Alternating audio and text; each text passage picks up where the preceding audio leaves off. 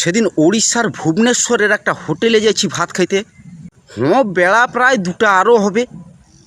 প্রচুর পরিমাণে খিদা তো লাগছে। টেবিলে ভাত দেওয়ার সাথে সাথে আমার ব্যাগ ভাত শেষ। কি দিচ্ছে নাই দিচ্ছে সে সকল আর দেখিনি। ডবল ভাত লুব বলে হোটেলের সেই কর্মচারীকে কইলি, ভাই মতে ভাতও দিও। সে ভাত নিয়ে আসছে। পাশের টেবিলে ভাত দেওয়ার পরে আমার কাছকে ভাত দিতে আসছে। সঙ্গে সঙ্গে হোটেলের মালিক বলে, না না না তাকু দে না মু তাকু অরুয়া দিয়েছি। ভোকের তাই না আমি তো তখন কিছু বুঝতে পারিনি। উড়িয়া যদিও আমি বুঝি।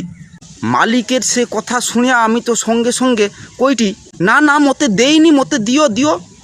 আর আমার সব কথা শুনে তার দুজনে তো বেশ হাসাহাসি করেটে। কারণ আর আমি কিছু বুঝতে পারিনি।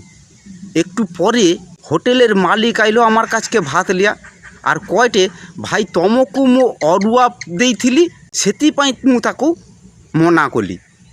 আর ততবাকে আমি বুঝতে পারলি যে আমাকে অরুয়া দিছে মানে আতপ চাউলের ভাত গা দিতে হলো, আর কর্মচারী লিয়ে আসছে সিদ্ধ চাউলের ভাত।